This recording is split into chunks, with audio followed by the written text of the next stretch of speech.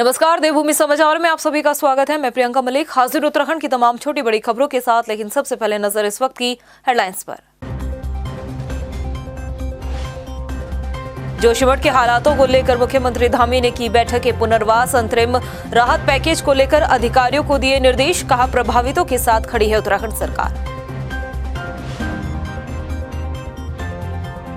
जोशीमठ में हो रहे भूधसाव के कारण 760 भवनों में आई दरारें, 169 परिवारों को किया विस्थापित, सुरक्षा के लिहाज से एसडीआरएफ की 8 टीमें तैनात। जोशीमठ भूधसाव के लिए वाडिया संस्थान का सर्वे शुरू, मकानों में आई दरारों को लेकर होगा अध्ययन, निदेशक का बयान। फिलहाल जोशीमठ में भूकंप और बारिश सबसे बड़ा खतरा। उत्तराखंड लोक सेवा आयोग की पटवारी भर्ती परीक्षा का पेपर लीक, एसटीएफ के हत्थे चढ़े 4 आरोपी, 391 पदों पर हुई थी 8 जनवरी को भर्ती परीक्षा। और उत्तराखंड में 26 जनवरी से शुरू होगा कांग्रेस का हाथ से हाथ जोड़ो अभियान, पार्टी पदाधिकारी और कार्यकर्ताओं को सौंपी जिम्मेदारी, यात्रा से देंगे एकता का संदेश। हेडलाइंस के बाद बुलेटिन में खबरें विस्तार से, और सबसे पहले बात करेंगे जोशीमठ भूधसाव की। मुख्यमंत्री पुष्कर सिंह धामी ने जोशीमठ में भूधसाव से प्रभावित परिवारों को अंतरिम पैकेज के पारदर्शी वितरण और पुनर्वास पैकेज की दर निर्धारित किए जाने के लिए गठित समिति के साथ बैठक की है। सीएम पुष्कर सिंह धामी ने कहा कि स्थानीय स्तर पर गठित समिति के सदस्यों के सुझावों पर बाजार दर तय किया जाएगा। प्रभावित हितधारकों के हितों का पूरा ध्यान रखते हुए बेहतर से बेहतर उन्हें मुआवजा दिया जाएगा। इसके साथ ही उन्होंने कहा कि प्रभावित लोगों को मानसिक रूप से भी मजबूत बनाना है।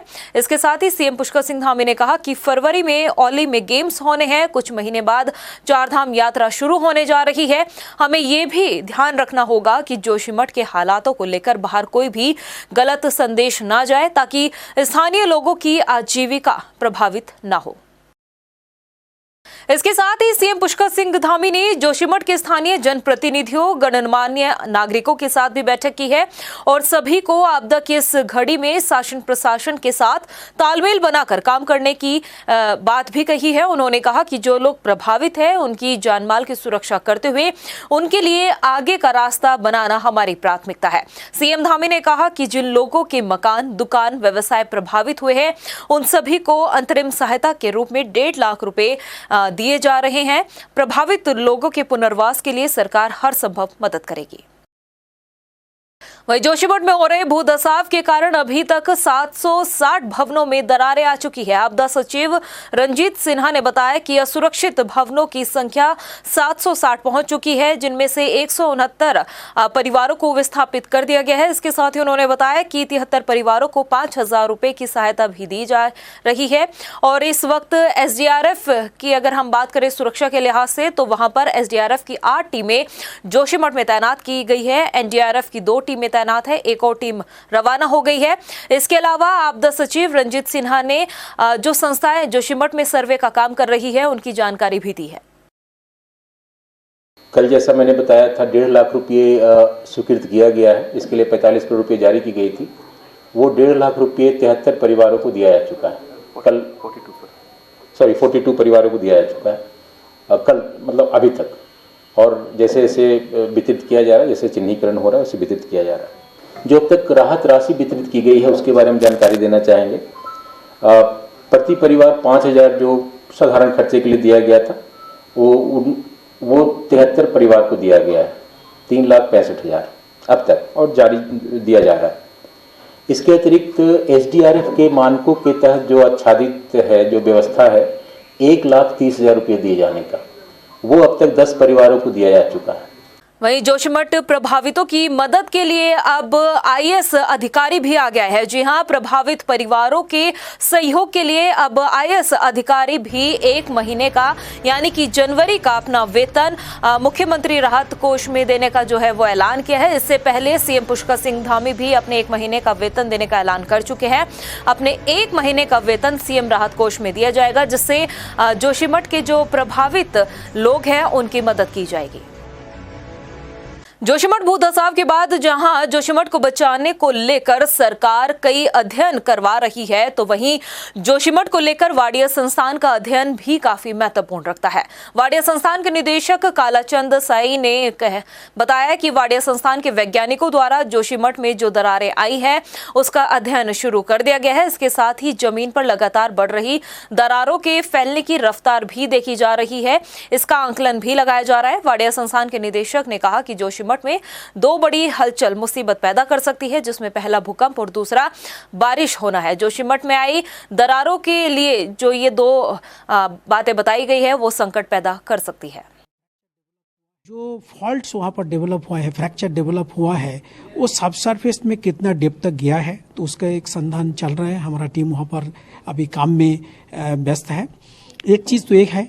दूसरा चीज़ हम लोगों को ये मालूम है, जब ये सिटी से इवैक्यूएशन हो जाएगा एंड जो अबंडन हाउसेस रहेगा, वहाँ पर दो संकट पैदा हो सकता है, जो हम लोगों को एग्जैक्टली मालूम नहीं है कब अर्थक्वेक आएगा। लेकिन ये अर्थक्वेक प्रोन जोन है, सेस्मिक जोन 5 में आता है। अगर छोटा मात्रा का अर्थक्वेक भी आ गया तो जिस तरह से क्रैक्स डेवलप हुआ है, वीक जोन डेवलप हुआ है, उसमें लैंडस्लाइड होने का बहुत ज़्यादा संभावना है, वो सब गिरने का संभावना है। पूरे देश की निगाहें इन दिनों जोशीमठ के हालातों के बारे में जानने के लिए टिकी है। देश भर के साथ प्रदेश में भी हर कोई जोशीमठ के बारे में जानना चाहता है कि वहां कैसे हालात हैं। राज्य के मुख्यमंत्री पुष्कर सिंह धामी खुद राहत और बचाव कार्यों को धरातल पर जानने के लिए जोशीमठ पहुंचे और प्रभावितों से मुलाकात करने के बाद सीएम धामी ने कहा कि इस वक्त उनकी चिंता सिर्फ जोशीमठ है। जोशीमठ के हालातों को लेकर कल सीएम पुष्कर सिंह धामी ने कैबिनेट बैठक भी बुलाई है। ये रिपोर्ट देखिए आप। देश भर के साथ प्रदेश के लोग इस वक्त जोशीमठ में चल रहे हालातों को जानने की उत्सुकता में हैं कि आखिर जोशीमठ में क्या कुछ हालात चल रहे हैं। तो जोशीमठ को लेकर प्रदेश और केंद्र सरकार भी गंभीर है। गृह मंत्री अमित शाह और प्रधानमंत्री मोदी लगातार मुख्यमंत्री धामी से फोन पर अपडेट जानकारियां ले रहे हैं। तो मुख्यमंत्री धामी एक बार फिर बुधवार शाम जोशीमठ पहुंचे। प्रभावितों से मुलाकात करने के बाद मुख्यमंत्री धामी ने उनके लिए अंतरिम सहायता देने की घोषणा की। मुख्यमंत्री ने कहा कि सरकार जोशीमठ के प्रभावितों के साथ खड़ी है और प्रधानमंत्री मोदी खुद जोशीमठ के हालातों पर लगातार अपडेट ले रहे हैं और प्रदेश को केंद्र सरकार का पूरा सहयोग मिल रहा है। माननीय राष्ट्रीय अध्यक्ष जी भी चिंतित हैं, माननीय गृह मंत्री जी भी चिंतित हैं और माननीय प्रधानमंत्री जी स्वयं और उनका कार्यालय लगातार इस बात की चिंता कर रहा है और लगातार अपडेट ले रहे हैं। नहीं, लोगों में गुस्सा होगा, लेकिन हम लोग भी उनके साथ हैं, हर प्रकार से उनके साथ खड़े हैं और इसमें कहीं कोई किसी को किसी प्रकार का संदेह या शंका नहीं होना चाहिए कि सरकार उनके साथ नहीं खड़ी है। पूरी सरकार उनके साथ खड़ी है। माननीय प्रधानमंत्री जी का भी संपूर्ण रूप से हमको पूरा आश्वासन है। हम उसका सबका आकलन कर रहे हैं। उनकी जो भी अपेक्षाएं हैं, उन अपेक्षाओं के अनुरूप हम सबके पुनर्वास के लिए, सबके आगे के सेटलमेंट के लिए काम करेंगे। और अभी अंतरिम राहत, ये अंतिम राहत की घोषणा की है और जल्दी से जल्दी हम चाहेंगे कि सभी तक अंतरिम राहत पहुंच जाए। ये अंतिम राहत नहीं है, ये केवल अभी तात्कालिक रूप से है कि जिससे लोगों को फौरी रूप से मदद मिल पाए, तो उस पर हम लोग काम कर रहे हैं। मुख्यमंत्री पुष्कर सिंह धामी ने जोशीमठ में भूधसाव से भवनों में आई दरारों के बाद ध्वस्तीकरण को लेकर कहा कि बिना लोगों की सहमति के सरकार एक्शन नहीं लेगी। इसके साथ उन्होंने इस बात का भी खंडन किया कि पूरे जोशीमठ को खतरा है।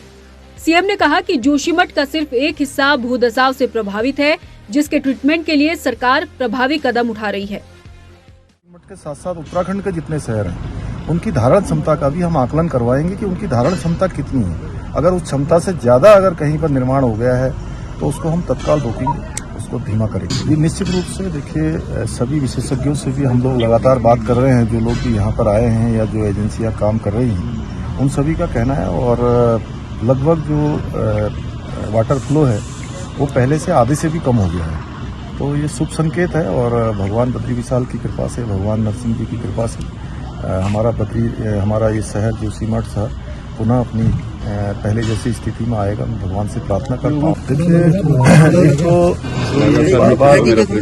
लगातार ये बात आ रही है कि सारी बिल्डिंगों को ध्वस्तीकरण किया जा रहा है, तोड़ा जा रहा है। ऐसा कहीं भी नहीं है। जो 2 बिल्डिंगों के बारे में बात आई थी, 2 होटल्स के बारे में, उसी पर बात हुई है और वो भी सबकी जो सहमति बनेगी, उसके आधार पर यहाँ का प्रशासन काम करेगा इसमें। और इसके साथ साथ जो राहत एवं पुनर्वास की बात है, मुआवजे की बात है, उसके लिए यहाँ पर कमेटी बना दी है।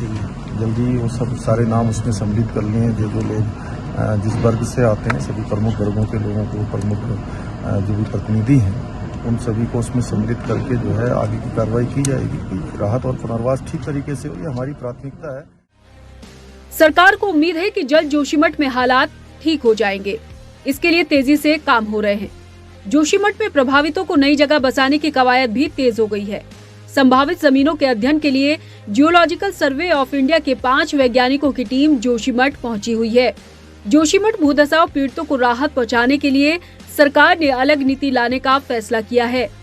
ये नीति पीड़ितों के पुनर्वास और मुआवजे के लिए हो सकती है। इस नीति पर चर्चा के लिए मुख्यमंत्री धामी ने शुक्रवार को कैबिनेट भी बुलाई है।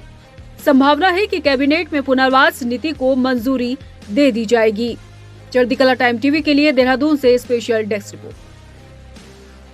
भूधसाव से मकानों में आई दरारों के बाद जोशीमठ के अस्तित्व को बचाने के लिए उत्तराखंड से लेकर केंद्र तक हलचल तेज नजर आ रही है।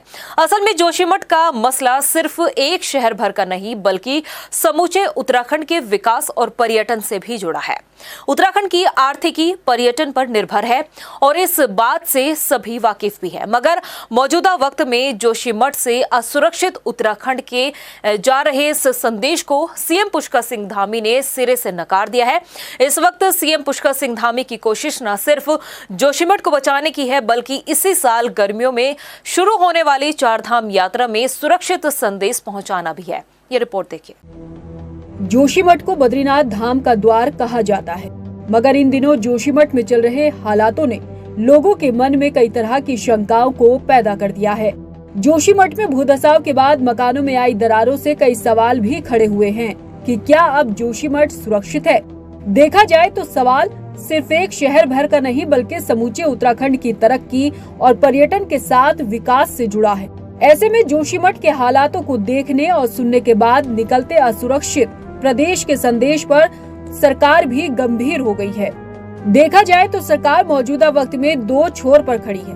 पहला ये कि जोशीमठ के प्रभावितों को सुरक्षित जगहों पर पहुंचाया जाए और दूसरा देश में सुरक्षित उत्तराखंड का संदेश जाना चाहिए। कई चुनौतियों को ध्यान में रखकर आगे बढ़ रही सरकार की तरफ से तमाम प्रयास किए भी जा रहे हैं। लोगों में विश्वास जगाया जा सके, जोशीमठ की जनता में भरोसा बढ़े, इसके लिए खुद मुख्यमंत्री धामी ने जोशीमठ में जाकर घर घर प्रभावितों से मुलाकात कर उनकी समस्याओं को सुना। मुख्यमंत्री धामी ने भगवान नरसिंह के मंदिर में पूजा अर्चना की और जोशीमठ को बचाने के लिए ब्राह्मण अनुष्ठान भी किया। मुख्यमंत्री धामी को भरोसा है कि भगवान नरसिंह की कृपा से सब कुछ जल्द ठीक हो जाएगा। लगभग जो वाटर फ्लो है वो पहले से आधे से भी कम हो गया है, तो ये शुभ संकेत है। और भगवान बद्री विशाल की कृपा से, भगवान नरसिंह जी की कृपा से हमारा ये शहर जोशीमठ शहर पुनः अपनी पहले जैसी स्थिति में आएगा। मैं भगवान से प्रार्थना करता हूँ। मुख्यमंत्री पुष्कर सिंह धामी ये भी साफ कर चुके हैं कि औली में होने वाले विंटर गेम्स भी तय वक्त पर होंगे। तो इसके साथ उन्होंने चारधाम यात्रा को लेकर भी सकारात्मक संदेश देने की कोशिश की है। उत्तराखंड सरकार जोशीमठ के लोगों की भावनाओं का ख्याल रखते हुए उनका पूरा भरोसा जीतना चाहती है ताकि लोगों को यहाँ से विस्थापित करते वक्त किसी तरह की कोई दिक्कत ना हो। सरकार को ये भरोसा है कि इससे लोगों को समझाने में आसानी होगी और आगे की रणनीति बनाने का वक्त भी मिल जाएगा। चढ़ती कला टाइम टीवी के लिए देहरादून से स्पेशल ब्यूरो रिपोर्ट। और अब बात करते हैं भर्ती परीक्षा पेपर लीक मामले को लेकर एक और बड़ी खबर की। उत्तराखंड लोक सेवा आयोग की तरफ से करवाई गई पटवारी भर्ती परीक्षा का भी पेपर लीक हुआ है। ये जो भर्ती परीक्षा है वो 8 जनवरी को हुई थी, जिसमें 391 पदों पर भर्ती परीक्षा कराई गई थी। इसके साथ ही बताया जा रहा है कि आयोग के अंदर के कर्मचारियों का ही इस पेपर लीक में हाथ पाया गया, जिसमें 4 लोगों को एसटीएफ ने गिरफ्तार भी कर लिया है। जी हाँ, आयोग के गोपन सेक्शन में तैनात कर्मी गिरफ्तार किए गए हैं जो कि 2004 से इसमें तैनात थे, जिनमें राजपाल, संजीव और राजकुमार शामिल है। संजीव चतुर्वेदी से करीब 22 लाख के करीब जो है वो पैसे भी उनसे बरामद किए गए हैं। पूर्व में यूके SSSC में भर्ती से संबंधित कुछ अनियमितताएं सामने आई थी।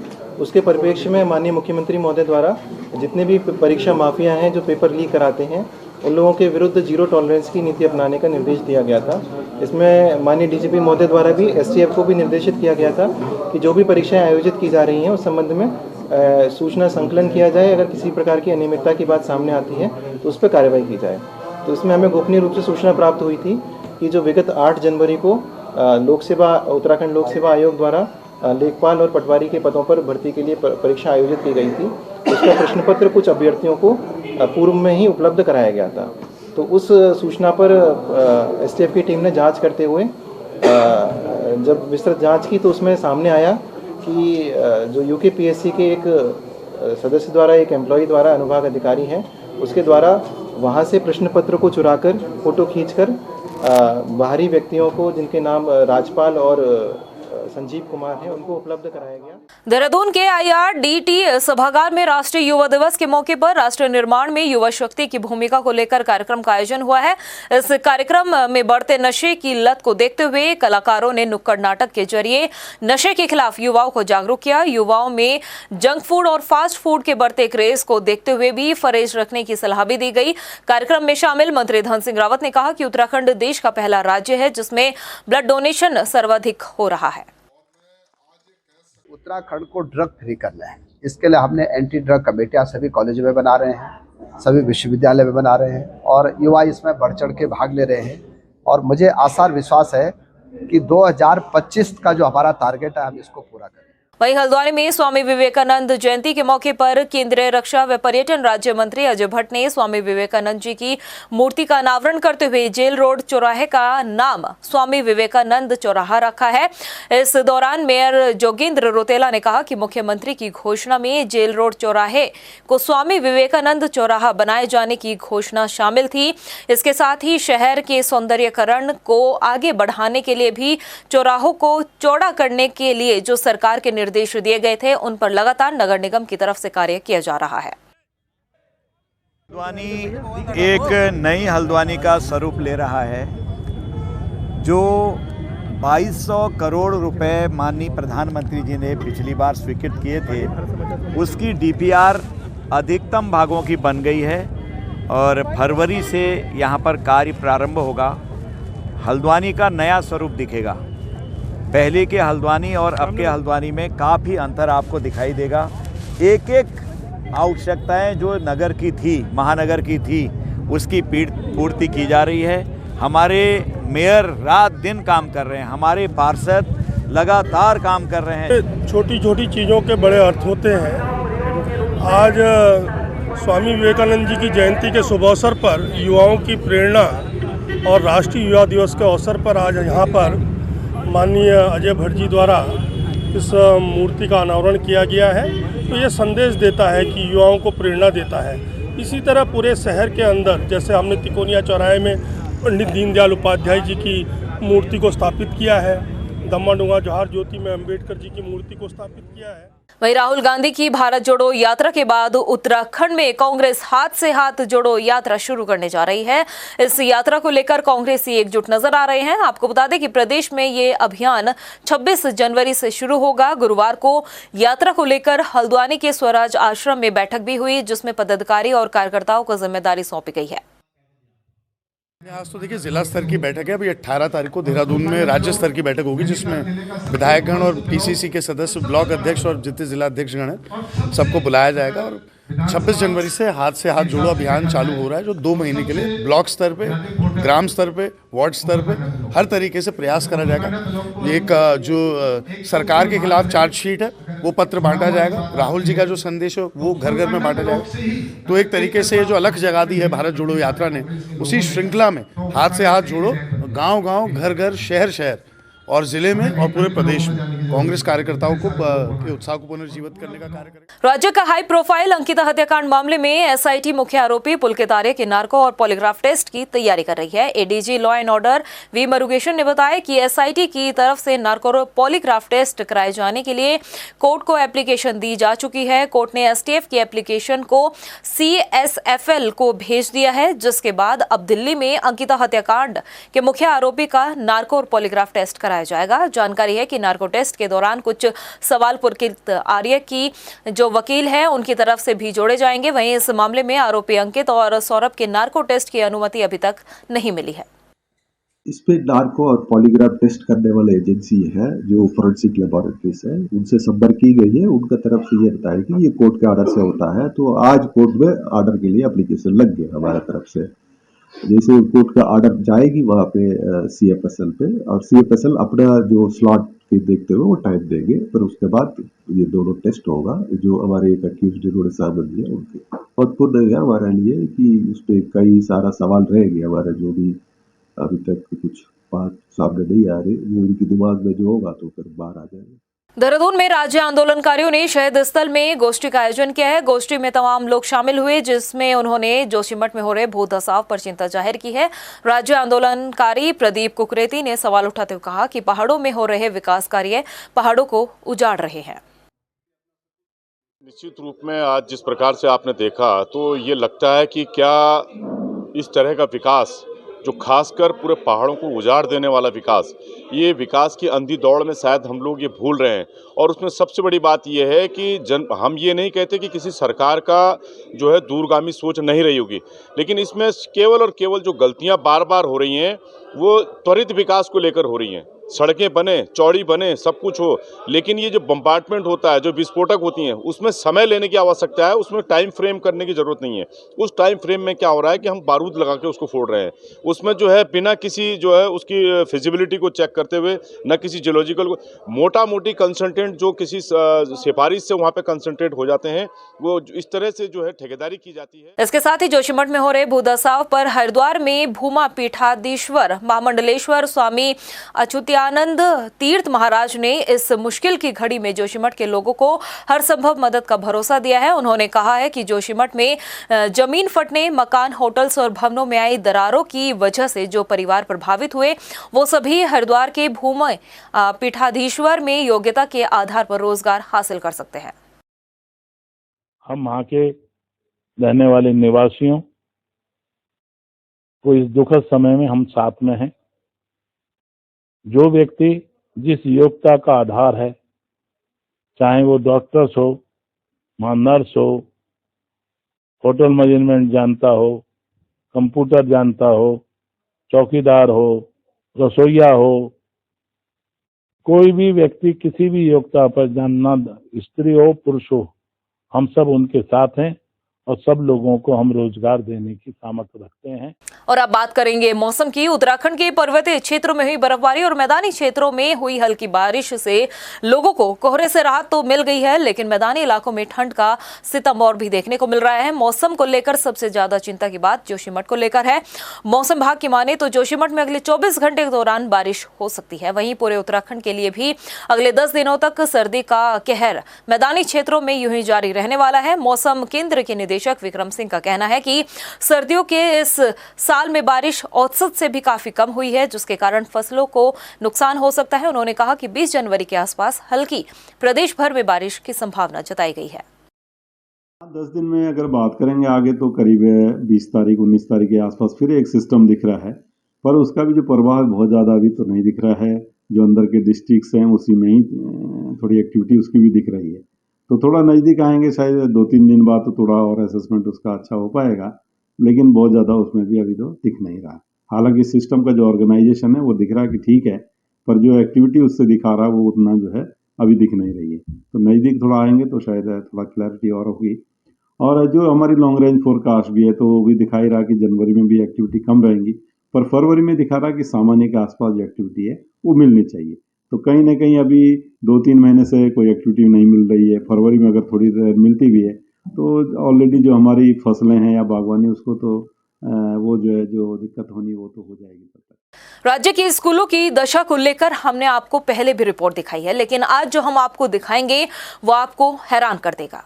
मामला पौड़ी के देवला पोखाल का है, जहां शिक्षा के मंदिर में मौजूद शिक्षिका छात्रा को बेरहमी से पीटती हुई नजर आ रही है। मामले की जांच शुरू कर दी गई है। ये रिपोर्ट देखिए।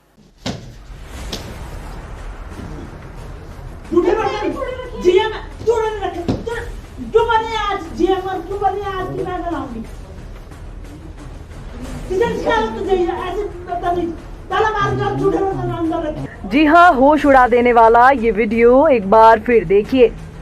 कैसे एक टीचर छात्रा को मार रही है। अपने गुस्से के आगे टीचर को इस सर्द मौसम का भी ख्याल नहीं आया।